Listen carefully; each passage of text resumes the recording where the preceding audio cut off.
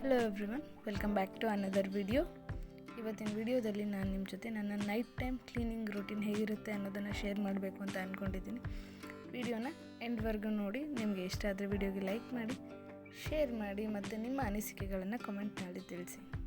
ನಾವು let's start the video.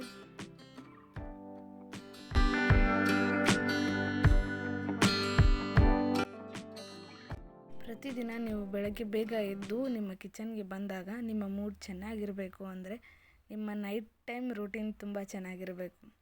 ನಿಮ್ಮ night time cleaning routine ತುಂಬ ಚೆನ್ನಾಗಿದ್ದರೆ, ನೀವು ಕಿಚನ್ನ ರೆಗ್ಯುಲರಾಗಿ ಕ್ಲೀನ್ ಮಾಡ್ತಿದ್ರೆ, ಬೆಳಗ್ಗೆ ಎದ್ದು ಕಿಚನಿಗೆ ಬಂದಾಗ ನೀಟಾಗಿ ಕ್ಲೀನಾಗಿರೋ ಕಿಚನ್ನ ನೋಡಿ ನಿಮಗೆ ಕೆಲಸ ಮಾಡೋದಕ್ಕೆ ತುಂಬ ಆಸಕ್ತಿ ಬರುತ್ತೆ. ಸದ್ಯಕ್ಕೆ ಎಲ್ಲರೂ ಊಟ ಆಗಿದೆ. ಈಗ ಕಿಚನ್ನ ಅವಸ್ಥೆ ಒಂದು ಸರಿ ತೋರಿಸ್ಬಿಡ್ತೀನಿ ನಿಮಗೆ, ಕ್ಲೀನ್ ಮಾಡೋದಕ್ಕಿಂತ ಮೊದಲು ಹೇಗೆ ಕಾಣಿಸುತ್ತೆ ಅಂತ. ಇಷ್ಟು ಪಾತ್ರೆಗಳು ಸಿಂಕ್ನಲ್ಲಿದ್ದಾವೆ, ಅದನ್ನೆಲ್ಲ ಕ್ಲೀನ್ ಮಾಡಬೇಕು. ಮತ್ತು ಇಲ್ಲಿರೋ ಪಾತ್ರೆಗಳನ್ನೆಲ್ಲ ತೆಗಿಬೇಕು. ಯಾವುದು ಅಡುಗೆ ಉಳಿದಿದೆ ಅದನ್ನು ಚಿಕ್ಕ ಕಂಟೈನರ್ಗೆ ಟ್ರಾನ್ಸ್ಫರ್ ಮಾಡಿ ದೊಡ್ಡದನ್ನು ಕ್ಲೀನ್ ಮಾಡೋದಕ್ಕೆ ತೊಗೋತೀನಿ. ಯಾವಾಗಲೂ ಅಡುಗೆ ಮಾಡುವಾಗ ಸಫಿಷಿಯೆಂಟ್ ಆಗೋ ಥರನೇ ಅಡುಗೆ ಮಾಡೋದು ಒಳ್ಳೆಯದು. ಈ ಥರ ಉಳಿಸಿ ಮತ್ತು ನೆಕ್ಸ್ಟ್ ಡೇ ತಿನ್ನೋದು ಅಷ್ಟು ಹೆಲ್ದಿನೂ ಅಲ್ಲ. ನಾನು ಹೀಗೆ ಹೇಳಿದೆ ಅಂತ ಕರೆಕ್ಟಾಗಿ ಮೆಷರ್ ಮಾಡಿ ಅಡುಗೆ ಮಾಡೋದಕ್ಕಾಗೋದಿಲ್ಲ ಅಂತ ಕಮೆಂಟ್ ಸೆಕ್ಷನಲ್ಲಿ ಬೈಬೇಡಿ.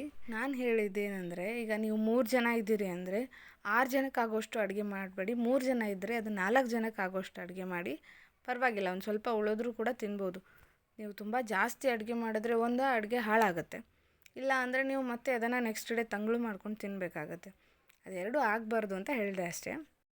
ಈಗ ಈ ಗ್ಯಾಸ್ ಸ್ಟ್ಯಾಂಡ್ಸ್ನೂ ಕೂಡ ತೊಗೋತಾ ಇದ್ದೀನಿ. ಅದ್ರ ಮೇಲೂ ಏನಾದರೂ ಚೆಲ್ಲಿರುತ್ತೆ. ಸೊ ಇವುಗಳನ್ನ ಪ್ರತಿದಿನ ಕ್ಲೀನ್ ಮಾಡಲೇಬೇಕು, ಅದರ್ವೈಸ್ ಜಿರಳೆಗಳ ಸಂಖ್ಯೆ ಜಾಸ್ತಿ ಆಗ್ತಾನೆ ಹೋಗುತ್ತೆ. ನಾವು ಹೇಗೆ ಕ್ಲೀನ್ ಮಾಡಿದ್ರೂ ಸ್ವಲ್ಪ ಫುಡ್ ಪಾರ್ಟಿಕಲ್ಸ್ ಎಲ್ಲಾದರೂ ಉಳ್ಕೊಂಡೇ ಬಿಡುತ್ತೆ. ಅದರಿಂದ ನೈಟ್ ಟೈಮ್ ನಾವು ಕಿಚನ್ ಕ್ಲೀನ್ ಮಾಡಿ ಹೋದ್ಮೇಲೆ ಕಿಚನ್ ಕೌಂಟರ್ ಟಾಪ್ ಮೇಲೆ ಜಿರಳೆಗಳು ಪಾರ್ಟಿ ನಡೆಯುತ್ತೆ. ಅದಕ್ಕೆ ಕ್ಲೀನ್ ಎಷ್ಟು ಮಾಡಿದ್ರೂ ಕಡಿಮೆನೇ ಅಂತ ನನಗನ್ಸುತ್ತೆ. ಸ್ಪೆಷಲಿ ಪಾತ್ರೆಗಳನ್ನಂತೂ ಇಡಲೇಬಾರ್ದು. ರಾತ್ರಿ ಎಷ್ಟೇ ಆದರೂ ಕೂಡ ಎಲ್ಲ ಪಾತ್ರೆಗಳನ್ನು ತೊಳೆದೇ ಇಡೋದು ತುಂಬ ಒಳ್ಳೆಯದು. ನೀವು ಹಾಗೆ ಇಟ್ಕೊಂಡ್ರೆ ಅದರ ಮೇಲೆ ಬ್ಯಾಕ್ಟೀರಿಯಾಗಳು ಕೂಡ ತುಂಬ ಬೇಗ ಬೆಳೆಯುತ್ತೆ. ಕೆಲವೊಂದು ಸಲ ಇಡೀ ದಿನ ಕೆಲಸ ಆಗಿರುತ್ತೆ, ಅಥವಾ ನೀವೆಲ್ಲ ಆಚೆ ಹೋಗಿರ್ತೀರಿ, ಏನೋ ಫಂಕ್ಷನಿಗೆ ಹೋಗಿರ್ತೀರಿ, ತುಂಬ ಟಯರ್ಡ್ ಅನಿಸಿರುತ್ತೆ. ಆ ಥರ ದಿನಗಳಲ್ಲಿ ಕೆಲಸ ಮಾಡೋದಕ್ಕೆ ತುಂಬ ಬೇಜಾರಾಗುತ್ತೆ, ಮಲ್ಕೊಂಡು ಬಿಡೋಣಪ್ಪ ಅಂತ ಅನಿಸುತ್ತೆ. ನೀವು ಬೇಜಾರು ಮಾಡ್ಕೊಳ್ದೇ ಕಿಚನ್ನ ಕ್ಲೀನ್ ಮಾಡಿ ಪಾತ್ರೆಗಳನ್ನೆಲ್ಲ ತೊಳೆದು ಕೌಂಟರ್ ಟಾಪ್ನೆಲ್ಲ ನೀಟಾಗಿ ಮಾಡಿದ್ರೆ ಮಾತ್ರ ನಿಮ್ಮ ಕಿಚನ್ನ ನೀವು ಯಾವಾಗಲೂ ಜಿರಳೆಗಳಿಂದ ದೂರ ಇಟ್ಕೋಬೋದು. ಅಡುಗೆ ಮನೆಯಲ್ಲಿ ಪಾತ್ರೆಗಳನ್ನು ತೊಳೆಯೋದೇ ತುಂಬ ದೊಡ್ಡ ಟಾಸ್ಕ್ ಅನಿಸುತ್ತೆ. ಮತ್ತು ಕೆಲವೊಂದು ಸಲ ನಾವು ತುಂಬ ಅನ್ನೆಸೆಸರಿ ಪಾತ್ರೆಗಳನ್ನು ಖರೀದಿ ಮಾಡ್ತೀವಿ ಅಂತ ಕೂಡ ಅನಿಸುತ್ತೆ. ಯಾವುದು ಯೂಸ್ ಆಗೋದಿಲ್ವೋ ಆ ಪಾತ್ರೆಗಳು ಇಟ್ಟು ಧೂಳು ಹಿಡಿಯುತ್ತೆ, ಮತ್ತು ಧೂಳು ಹಿಡಿದಿದ್ರ ಕಾರಣಕ್ಕೆ ನಮಗೆ ತೊಳೆಯೋದಕ್ಕೆ ಎಕ್ಸ್ಟ್ರಾ ಕೆಲಸ ಆಗುತ್ತೆ. ಸೊ ನಿಮಗೆ ಎಷ್ಟು ಅವಶ್ಯಕತೆ ಇದೆಯೋ ಅಷ್ಟೇ ವಸ್ತುಗಳನ್ನು ತಗೊಳ್ಳಿ. ಚೆನ್ನಾಗಿದೆ ಅಂತ ಫ್ಯಾನ್ಸಿ ಇರೋ ವಸ್ತುಗಳನ್ನೆಲ್ಲ ಖರೀದಿ ಮಾಡಿದ್ರೆ ನಿಮಗೆ ಡಬಲ್ ಕೆಲಸ ಆಗುತ್ತೆ, ಮತ್ತು ಅನ್ನೆಸೆಸರಿ ದುಡ್ಡು ಕೂಡ ವೇಸ್ಟ್ ಆಗುತ್ತೆ. ಪಾತ್ರೆಗಳನ್ನೆಲ್ಲ ತೊಳೆದ್ಮೇಲೆ ನಾನು ಗ್ಯಾಸ್ ಸ್ಟವ್ನ ಕ್ಲೀನ್ ಮಾಡ್ತಾಯಿದ್ದೀನಿ. ಇದು ಗ್ಲಾಸ್ ಟಾಪ್ ಇರೋದ್ರಿಂದ ನಾನು ಪ್ರತಿದಿನ ಇದನ್ನು ಲೈಸಾಲ್ ಸ್ಪ್ರೇ ಮಾಡಿ ಕ್ಲೀನ್ ಮಾಡ್ತೀನಿ. ಇದರಿಂದ ಇದರ ಮೇಲೆ ಇರೋ ಫುಡ್ ಪಾರ್ಟಿಕಲ್ಸು ಮತ್ತು ಏನಾದರೂ ಚೆಲ್ಲಿದ್ರೆ, ಹಾಲು, ಟೀ ಎಲ್ಲ ಚೆಲ್ಲಿದ್ರೆ ಅದು ನೀಟಾಗಿ ಕ್ಲೀನ್ ಆಗುತ್ತೆ. ಮತ್ತು ಒಂದು ಕಿಚನ್ ಟವಲ್ನ ತೊಗೊಂಡು ಅದನ್ನು ಸ್ವಲ್ಪ ಒದ್ದೆ ಮಾಡಿ ನೀಟಾಗಿ ಒರೆಸ್ಕೋತೀನಿ. ಕಂಪ್ಲೀಟ್ ಗ್ಯಾಸ್ ಸ್ಟವ್ ಎಲ್ಲನೂ ಒರೆಸಿದ್ಮೇಲೆ ನಾನು ಕೌಂಟರ್ ಟಾಪ್ನ ಕ್ಲೀನ್ ಮಾಡ್ತಾಯಿದ್ದೀನಿ. ಇಲ್ಲೂ ಅಷ್ಟೇ, ನಾವು ಅಡುಗೆ ಮಾಡಿರ್ತೀವಿ, ಚಪಾತಿ ಮಾಡಿರ್ತೀವಿ, ಮತ್ತು ತರಕಾರಿ ಕಟ್ ಮಾಡಿರ್ತೀವಿ, ತುಂಬ ಕೆಲಸಗಳನ್ನು ಮಾಡಿರ್ತೀವಿ. ಹೀಗಾಗಿ ಎಣ್ಣೆ ಜಿಡ್ಡಿರುತ್ತೆ, ಅಡುಗೆ ಚೆಲ್ಲಿರುತ್ತೆ. ಇದರಿಂದ ಲೈಸಾಲ್ ಸ್ಪ್ರೇ ಮಾಡಿ ನಾನು ಸ್ವಲ್ಪ ಸ್ಕ್ರಬ್ ಮಾಡಿ ಆಮೇಲೆ ಇದನ್ನು ಕ್ಲೀನ್ ಮಾಡೋದ್ರಿಂದ ತುಂಬ ನೀಟಾಗಿ ಕ್ಲೀನ್ ಆಗುತ್ತೆ. ನಾವು ಅಡುಗೆ ಮಾಡುವಾಗ ಟೈಲ್ಸ್ಗೂ ಕೂಡ ಎಣ್ಣೆ ಸಿಡ್ದಿರುತ್ತೆ, ಅದು ನಮಗೆ ಗೊತ್ತಾಗಿರಲ್ಲ. ಅದಕ್ಕೆ ನಾವು ಪ್ರತಿದಿನ ಕ್ಲೀನ್ ಮಾಡುವಾಗ ಈ ಥರ ಟೈಲ್ಸ್ನೂ ಕ್ಲೀನ್ ಮಾಡ್ಕೋಬೇಕು. ಇದ್ರ ಮೇಲೂ ಕೂಡ ಸ್ಟೇನ್ಸ್ ಬಿದ್ದಿರುತ್ತೆ, ಫುಡ್ ಸ್ಟೇನ್ಸ್ ಬಿದ್ದಿರುತ್ತೆ. ಅದು ನಿಮ್ಮ ಕಿಚನ್ನ ನೋಡೋದಕ್ಕೆ ಚೆನ್ನಾಗಿ ಕಾಣಿಸಲ್ಲ. ಹೀಗೆ ಗ್ಯಾಸ್ ಸ್ಟವ್ನ ಹಿಂದೆಗಡೆ ಮತ್ತು ಟೈಲ್ಸ್ನ ಎಲ್ಲನೂ ಪ್ರತಿದಿನ ಕ್ಲೀನ್ ಮಾಡಿದ್ರೆ ಅದು ತುಂಬ ಚೆನ್ನಾಗಿ ಕಾಣಿಸುತ್ತೆ ನೋಡೋದಕ್ಕೂ ಸಹ. ಈ ರೀತಿ ಕಿಚನ್ನ ಕಂಪ್ಲೀಟಾಗಿ ಕ್ಲೀನ್ ಮಾಡೋದ್ರಿಂದ ಸ್ಯಾಟಿಸ್ಫ್ಯಾಕ್ಷನ್ ಸಿಗುತ್ತೆ. ಮತ್ತು ಬೆಳಗ್ಗೆ ಎದ್ದು ಬಂದಾಗ ಕ್ಲೀನ್ ಕಿಚನ್ನ ನೋಡಿ ಕೆಲಸ ಮಾಡೋದಕ್ಕೂ ಕೂಡ ಖುಷಿ ಆಗುತ್ತೆ. ಕೌಂಟರ್ ಟಾಪ್ನ ಕ್ಲೀನ್ ಮಾಡಿದ್ಮೇಲೆ ನಾನು ಸಿಂಕ್ನ ಕ್ಲೀನ್ ಮಾಡ್ತಾಯಿದ್ದೀನಿ. ಪಾತ್ರೆ ತೊಳೆದ್ಮೇಲೆ ಸಿಂಕಲ್ಲಿ ಸ್ವಲ್ಪ ಫುಡ್ ಪಾರ್ಟಿಕಲ್ ಉಳಿದಿರುತ್ತೆ, ಅದನ್ನೆಲ್ಲ ಡಸ್ಟ್ಬಿನ್ಗೆ ಹಾಕಿ ಸಿಂಕ್ನೂ ಕೂಡ ನಾನು ಡಿಶ್ ವಾಷಿಂಗ್ ಲಿಕ್ವಿಡ್ನ ಹಾಕಿ ಉಜ್ಕೋತೀನಿ. ಸ್ಕ್ರಬ್ನಿಂದ ನೀಟಾಗಿ ಸ್ಕ್ರಬ್ ಮಾಡಿ ಇದನ್ನು ಕೂಡ ತುಂಬ ನೀಟಾಗಿ ತೊಳಿಬೇಕು. ಪ್ರತಿ ಸರ್ತಿ ಪಾತ್ರೆ ತೊಳೆದಾಗೆಲ್ಲ ನೀವು ಸಿಂಕ್ನ ಕ್ಲೀನ್ ಮಾಡೋದು ಒಳ್ಳೆಯ ಅಭ್ಯಾಸ.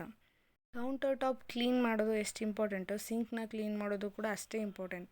ಸಿಂಕ್ನಲ್ಲಿ ಬ್ಯಾಕ್ಟೀರಿಯಾಗಳು ತುಂಬ ಬೇಗ ಬೆಳ್ಕೊಳ್ಳುತ್ತೆ. ಸೊ ಕ್ಲೀನಾಗಿ ಸಿಂಕ್ನ ಮೇಂಟೈನ್ ಮಾಡೋದು ಒಳ್ಳೆ ಹ್ಯಾಬಿಟ್ ಅಂತ ನನಗನ್ಸುತ್ತೆ. ಸಿಂಕ್ನ ಸ್ಕ್ರಬ್ ಮಾಡಿದ್ಮೇಲೆ ನಾನು ಟ್ಯಾಪ್ನ ಕೂಡ ಕ್ಲೀನ್ ಮಾಡ್ತೀನಿ. ಯಾಕಂದರೆ ಇದು ಸ್ಟೀಲ್ ಇದೆ. ಸ್ಟೀಲ್ ಇರೋದ್ರಿಂದ ಇದ್ರ ಮೇಲೆ ಕಲೆಗಳು ತುಂಬ ಬೇಗ ಹೈಲೈಟ್ ಆಗುತ್ತೆ. ಮತ್ತು ಇಲ್ಲಿ ಯಾವಾಗಲೂ ಪಾತ್ರೆ ತೊಳಿತೀವಿ, ಕೈ ತೊಳ್ಕೊತೀವಿ, ಇದರಿಂದ ನೀರಿನ ಸ್ಟೇನ್ಸು ಗೋಡೆ ಮೇಲೆ ಬಿದ್ದಿರುತ್ತೆ ಮತ್ತು ಟ್ಯಾಪ್ ಮೇಲೂ ಬಿದ್ದಿರುತ್ತೆ. ಅದಕ್ಕೆ ಇದನ್ನು ಕೂಡ ಕ್ಲೀನ್ ಮಾಡೋದು ತುಂಬ ಒಳ್ಳೆಯದು. ಕ್ಲೀನ್ ಮಾಡಿದರೆ ಒಂದು ಒಳ್ಳೆ ಶೈನ್ ಬರುತ್ತೆ. ನೀವೇ ನೋಡ್ಬೋದು ಎಷ್ಟು ವ್ಯತ್ಯಾಸ ಇದೆ ಕ್ಲೀನ್ ಮಾಡೋದಕ್ಕಿಂತ ಮೊದಲು ಮತ್ತು ಕ್ಲೀನ್ ಮಾಡಿದ ಮೇಲೆ ಅಂತ. ಹೀಗೆ ನಾನು ಪ್ರತಿದಿನ ಈ ಥರನೇ ಕ್ಲೀನ್ ಮಾಡ್ತೀನಿ. ಇಷ್ಟಾದರೆ ಕಿಚನ್ನ ಕ್ಲೀನಿಂಗ್ ಮುಗೀತು ಅಂತ ಅರ್ಥ. ಈಗ ನಿಮಗೆ ಒಂದು ಕಂಪ್ಲೀಟ್ ವ್ಯೂ ತೋರಿಸ್ತೀನಿ, ಕಿಚನ್ ಎಷ್ಟು ಚೆನ್ನಾಗಿ ಕಾಣಿಸುತ್ತೆ ಕ್ಲೀನ್ ಆದಮೇಲೆ ಅಂತ ನೋಡಿ. ಬೆಳಗ್ಗೆ ನಾವು ಎದ್ದು ಬಂದಾಗ ಈ ಥರ ಕಿಚನ್ ಇದ್ದರೆ ತುಂಬ ಖುಷಿಯಾಗುತ್ತೆ ಕೆಲಸ ಮಾಡುವಾಗ. ಕೊನೆಯದಾಗಿ ನೀವು ಗ್ಯಾಸ್ ರೆಗ್ಯುಲೇಟರ್ನ ಆಫ್ ಮಾಡೋದನ್ನು ಮರೀಲೇಬೇಡಿ.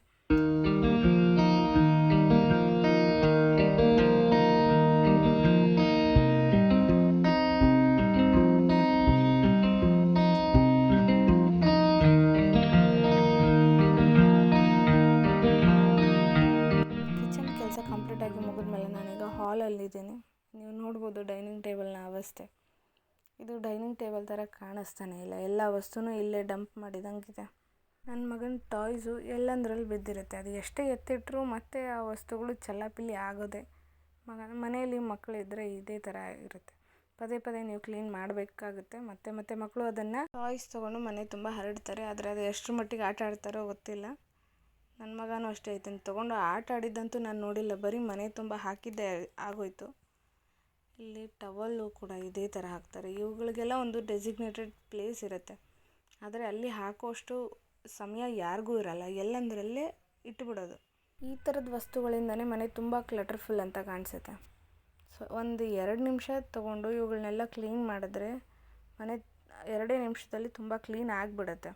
ನಮಗೆ ಬೇಜಾರು ಮಾಡಿಕೊಂಡು ನಾವು ಇದನ್ನು ಹಾಗೆ ಬಿಟ್ಟರೆ ನಮಗೆ ಬೆಳಗ್ಗೆ ಇನ್ನಷ್ಟು ಕೆಲಸಗಳು ಜಾಸ್ತಿ ಆಗಿರುತ್ತೆ.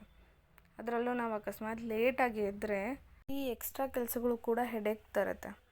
ಆಲ್ರೆಡಿ ಲೇಟಾಗಿರುತ್ತೆ ಅನ್ನೋ ಟೆನ್ಷನ್ ಜೊತೆಗೆ ಇದನ್ನೆಲ್ಲ ಕ್ಲೀನ್ ಮಾಡಬೇಕಲ್ಲ ಅನ್ನೋ ಇನ್ನೊಂದು ಟೆನ್ಷನ್ ಕೂಡ ಸೇರಿಕೊಳ್ಳುತ್ತೆ. ನಾವು ಪ್ರೆಷರ್ನಲ್ಲಿ ಕೆಲಸ ಮಾಡೋದ್ರಿಂದ ಕೆಲಸಗಳು ಸರಿಯಾಗಿ ಆಗೋದಿಲ್ಲ. ನೋಡಿ, ಒಂದು 2 ನಿಮಿಷ ನಾನು ಸ್ಪೆಂಡ್ ಮಾಡಿದೆ, ಡೈನಿಂಗ್ ಟೇಬಲ್ ಫುಲ್ ಖಾಲಿ ಆಯಿತು, ಕ್ಲೀನ್ ಆಯಿತು.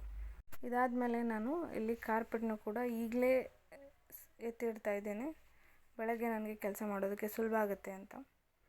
ಪ್ರತಿದಿನ ಹೀಗೆ ಸಮಯ ಸಿಗುತ್ತೆ ಅಂತ ಅಲ್ಲ, ಕೆಲವೊಂದು ದಿನ ಸಮಯ ಸಿಗುತ್ತೆ, ಮಗ ಬೇಗ ಮಲ್ಕೊಂಡ್ರೆ ಈ ಥರದ್ದೆಲ್ಲ ನಾನು ರಾತ್ರಿನೇ ಮಾಡೋದು ಪ್ರಯತ್ನ ಮಾಡ್ತೀನಿ. ಕೆಲವೊಂದು ಸರಿ ರಾತ್ರಿ ಸ್ವಲ್ಪ ಟೈಮ್ ಸಿಕ್ಕಿರುತ್ತೆ, ಆ ಟೈಮಲ್ಲಿ ಈ ಥರದ್ದು ಎಕ್ಸ್ಟ್ರಾ ಕೆಲಸಗಳನ್ನು ನಾನು ಮಾಡ್ತೀನಿ. ಮತ್ತು ಕೆಲವೊಂದು ಸಲ ನನ್ನ ಮಗ ಬೇಗ ಮಲ್ಕೊಳ್ಳೋದಿಲ್ಲ, ಹೀಗಾಗಿ ಆ ಕೆಲಸಗಳನ್ನೆಲ್ಲ ಬೆಳಗ್ಗೆ ಮಾಡ್ಕೊಳ್ಬೇಕಾಗತ್ತೆ. ಈ ಸೋಫಾನು ಕೂಡ ಈಗಲೇ ಕ್ಲೀನ್ ಮಾಡ್ತಾಯಿದ್ದೀನಿ. ಈ ಎಲ್ಲ ಕೆಲಸಗಳು ಜಾಸ್ತಿ ಟೈಮ್ ತೊಗೊಳ್ಳೋದಿಲ್ಲ, ಒಂದು 2ರಿಂದ 5 ನಿಮಿಷ ತೊಗೊಳುತ್ತೆ ಅಷ್ಟೇ. ಆದರೆ ಬೆಳಗ್ಗೆ ಇದೇ ಕೆಲಸಗಳು ತುಂಬ ಹೆಡೇಕ್ ಆಗುತ್ತೆ. ಬೇಗ ಮಾಡಬೇಕು ಅನ್ನೋ ಭರದಲ್ಲಿ ನಾವು ಕೆಲಸಗಳನ್ನು ಸರಿಯಾಗೂ ಕೂಡ ಮಾಡೋದಿಲ್ಲ. ಹೀಗಾಗಿ ರಾತ್ರಿನೇ ಮಾಡಿ ಮಲ್ಕೊಳ್ಳೋದ್ರಿಂದ ಮನಸ್ಸಿಗೂ ಕೂಡ ಶಾಂತಿ ಇರುತ್ತೆ. ನನ್ನ ಮಗ ಬೇಗ ಮಲ್ಕೊಳ್ದೇ ಇದ್ದಾಗ ಯಾವುದು ಇಂಪಾರ್ಟೆಂಟ್ ಇದೆಯೋ ಆ ಥರದ ಕೆಲಸಗಳನ್ನು ಮಾತ್ರ ನಾನು ರಾತ್ರಿನೇ ಮಾಡೋ ಪ್ರಯತ್ನ ಮಾಡ್ತೀನಿ. ಸ್ಪೆಷಲಿ ಕಿಚನ್ ಕ್ಲೀನಿಂಗ್ ಕೆಲಸ ಎಷ್ಟೇ ಕಷ್ಟ ಆದರೂ ಪರವಾಗಿಲ್ಲ, ಕಿಚನ್ನಾಗಿ ನಾವು ಕ್ಲೀನ್ ಮಾಡಲೇಬೇಕು. ಸೊ ನಾವು ಮಾಡ್ತೀವಿ. ಆದರೆ ಈ ಸೋಫಾ ಕ್ಲೀನ್ ಮಾಡೋದು ಅಥವಾ ಕಾರ್ಪೆಟ್ ಸುತ್ತಿಡೋದು, ವಸ್ತುಗಳನ್ನೆಲ್ಲ ಎತ್ತಿಡೋದು ರಾತ್ರಿ ಸಾಧ್ಯ ಆಗಿದ್ದರೆ ರಾತ್ರಿ ಮಾಡ್ತೀವಿ, ಇಲ್ಲಾಂದರೆ ಅದನ್ನು ಬೆಳಗ್ಗೆನೇ ಮಾಡ್ಕೋತೀವಿ. ಸಾಧ್ಯ ಆದಷ್ಟು ರಾತ್ರಿನೇ ಮಾಡೋ ಪ್ರಯತ್ನನ ನೀವು ಮಾಡಿ. ಇದರಿಂದ ನಿಮ್ಮ ಮಾರ್ನಿಂಗ್ ತುಂಬ ಹ್ಯಾಪಿಯಾಗಿರುತ್ತೆ. ಈಗ ಹಾಲ್ ಕೂಡ ಕ್ಲೀನ್ ಮಾಡಿದ್ದಾಯಿತು. ಇನ್ನು ಈ ಬೆಡ್ರೂಮಲ್ಲಿ ಏನು ಮಾಡ್ತಿದ್ದೀನಿ ಅಂತಂದರೆ, ಇಲ್ಲಿ ಆ್ಯಸ್ ಯೂಶ್ವಲ್ ತೊಟ್ಲಲ್ಲಿ ಒಗೆದಿರೋ ಬಟ್ಟೆಗಳನ್ನೆಲ್ಲ ಇಟ್ಟಿದ್ದೀವಿ. ಮತ್ತು ಇಲ್ಲಿ ನಾನು ಸ್ಕೂಲ್ಗೆ ಉಟ್ಕೊಂಡು ಹೋಗಿದ್ದ ಸೀರೆ ಇದನ್ನು ಎತ್ತಿಟ್ಟು ಮತ್ತು ನಾಳೆಗೆ ಬೇರೆ ಸೀರೆ ತೆಗೆದು ಇಡ್ತೀನಿ. ರಾತ್ರಿನೇ ಈ ಕೆಲಸನೂ ಮಾಡೋದ್ರಿಂದ ಬೆಳಗ್ಗೆ ಸೀದಾ ರೆಡಿಯಾಗಿ ಹೋಗ್ಬೋದು ಅಷ್ಟೇ. ಬೆಳಗ್ಗೆ ನಾನು ಯಾವ ಸೀರೆ ಉಟ್ಕೊಳ್ಬೇಕು ಅಂತ ಯೋಚನೆ ಮಾಡೋದ್ರಲ್ಲೇ ಟೈಮ್ ಹೋಗಿಬಿಡುತ್ತೆ. ನಾನು ಬೆಳಗ್ಗೆ ಬೇಗ ಇದ್ದರೂ ಕೂಡ ಎಷ್ಟೇ ಪ್ರಯತ್ನ ಮಾಡಿದ್ರೂ ಸ್ಕೂಲ್ಗೆ ಹೋಗೋ ಟೈಮಿಗೆ ಮತ್ತೆ ಅದೇ ಗಡಿಬಿಡಿನೇ ಆಗಿಬಿಡುತ್ತೆ. ಹೀಗಾಗಿ ಈ ಟೈಮನ್ನು ನಾನು ರಾತ್ರಿನೇ ಸ್ಪೆಂಡ್ ಮಾಡೋದಕ್ಕೆ ಇಷ್ಟಪಡ್ತೀನಿ. ಬೆಳಗ್ಗೆ ಇಂಥದ್ದೇ ಸಣ್ಣ ಪುಟ್ಟ ಕೆಲಸಗಳು ತುಂಬ ತೊಂದರೆ ಆಗುತ್ತೆ. ಸೊ ಈ ಬ್ಯಾಗಲ್ಲಿ ನಾನು ಬ್ಲೌಸ್ ಮತ್ತು ಪೆಟಿಕೋಟ್ಸ್ನ ಇಟ್ಟಿದ್ದೀನಿ, ಮತ್ತು ಈ ಬಾಕಿ ಉಳಿದಿರೋ ಬ್ಯಾಗ್ಗಳಲ್ಲಿ ಸೀರೆಗಳನ್ನು ಇಟ್ಟಿದ್ದೀನಿ. ಇದನ್ನು ವಾರ್ಡ್ರೋಬಲ್ಲಿ ಇಟ್ಟಿಲ್ಲ, ನಾನು ಈ ಥರ ಸ್ಯಾರಿ ಬ್ಯಾಗ್ನಲ್ಲಿ ಹಾಕಿ ಇದೇ ಬೆಡ್ರೂಮ್ನಲ್ಲಿ ಇಟ್ಟಿರೋದ್ರಿಂದ ನನಗೆ ತೊಗೊಳೋದಕ್ಕೆ ಸುಲಭ ಆಗುತ್ತೆ. ಪ್ರತಿ ಸತಿ ನಾನು ವಾರ್ಡ್ರೋಬ್ಗೆ ಹೋಗಬೇಕು ಅಂತ ಇಲ್ಲ, ಇದನ್ನು ಇದೇ ರೂಮಲ್ಲೇ ಇಟ್ಟಿರ್ತೀನಿ.